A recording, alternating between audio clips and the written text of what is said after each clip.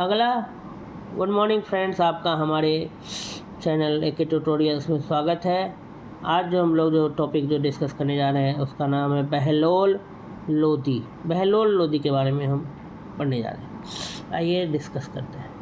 लोदी अफ़गान थे। लोदी क्या थे? अफ़गान। अफ़गान लोग भी पठानों के अंतर्गत आते हैं। लोदी क्या थे? अफ़गान थे। और अफ़गान लोग भी जो थे वो पठानों के अंतर्गत आते थे। दिल्ली के मुसलमानों के शासनकाल में लोदियों ने बहुत उन्नति की। लोदी जो थे वो अफ़गान थे और अफ़गान लोग भी पठानों के अंतर्गत आते हैं। दिल्ली के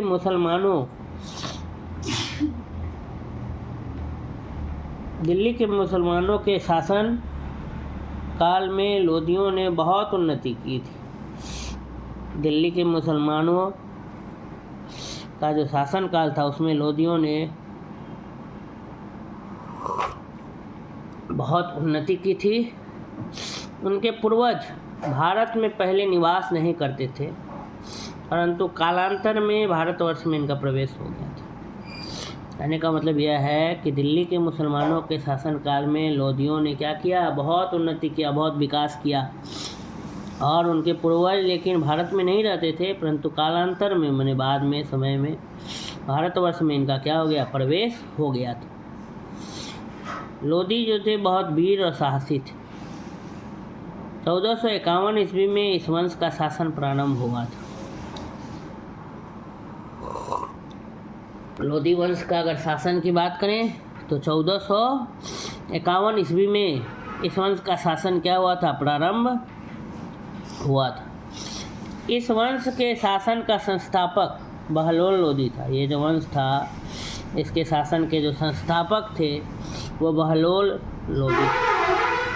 लोदी वंश का संस्थापक बहलोल लोदी 1451 ईस्वी से 1489 ईस्वी सरहिंद के शासक मलिक बहलोल सुल्तान शाह का भतीजा था। लोदी वंश का जो संस्थापक है, जिसको हम बहलोल लोदी के नाम से जानते हैं, वह सरहिंद के जो शासक थे मलिक बहलोल सुल्तान शाह, उसका भतीजा था। इसके पिता का नाम मालिक काला था। कहा जाता है कि जब बहलोल अपनी माँ के पेट में था तभी छत गिर जाने के फलस्वरूप उसकी माँ की मृत्यु हो गई, परंतु उसके पिता ने उसकी माँ के पेट को कटवाकर उसको बाहर निकलवा लिया। लोदी वंश का जो संस्थापक था बहलोल लोदी सरहिंद का शासक मलिक बहलोल सुल्तान शाह का भतीजा था। इसके पिता का नाम मलिक काला था। कहा जाता है कि बहलोल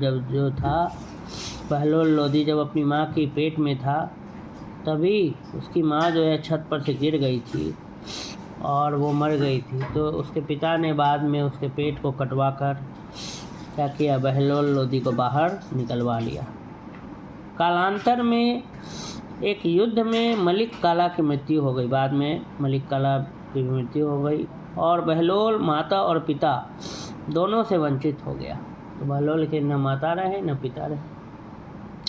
उसके चाचा सुल्तान शाह ने उसका लालन पालन किया और उसको अपना उत्तराधिकारी घोषित किया। बहलोल लोदी के जो चाचा थे सुल्तान शाह, उन्होंने उसका लालन पालन किया और उसी को अपना क्या घोषित किया? उत्तराधिकारी घोषित किया।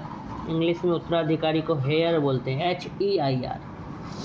ठीक है। राजा के बाद जो राज सिंहासन पर बैठता है उसको बोलते हैं उत्तराधिकारी। तो उसके जो बहलोल लोदी के जो चाचा थे सुल्तान शाह ने ही बहलोल का क्या किया? लालन पालन किया और उसको अपना उत्तराधिकारी घोषित किया। सुल्तान शाह की मृत्यु के बाद बहलोल लोदी सरहिंद का गवर्नर बना और लाहौर को भी अपने नियंत्रण में ले लिया। अभी के समय में लाहौर पाकिस्तान में है। धीरे धीरे उसने बहुत अधिक शक्ति अर्जित कर ली और वह सैयद वंश के महान शासन का गवर्नर हो गया। उसने महमूद खिलजी के विरुद्ध सैयद वंश के शासक मोहम्मद शाह की सहायता की, जिसके कारण उसे खान खाना की उपाधि मिली। कह रहा है कि सुल्तान शाह की जब मृत्यु हो गई तो बहलोल लोदी सरहिंद का गवर्नर बना और उसने लाहौर को भी अपने नियंत्रण में क्या कर लिया, ले लिया। धीरे धीरे उसने बहुत अधिक शक्ति क्या कर ली, अर्जित कर ली और वह सैयद वंश के महान शासन का क्या हो गया, गवर्नर हो गया। उसने महमूद खिलजी के विरुद्ध सैयद वंश के शासक मोहम्मद शाह की सहायता की, जिसके कारण उसे खान खाना की क्या मिली, उपाधि मिली। बहलोल संतुष्ट नहीं था, उसकी निगाह तो दिल्ली के सिंहासन पर लगी हुई थी। बहलोल जो था वह संतुष्ट नहीं था, जिसके उसका निगाह जो था वह दिल्ली की राजगद्दी पर बैठना था। उसको यह अवसर प्राप्त हो गया और उसको यह मौका मिल गया कि दिल्ली के सिंहासन पर बैठने का। जसरत खोखर की प्रेरणा से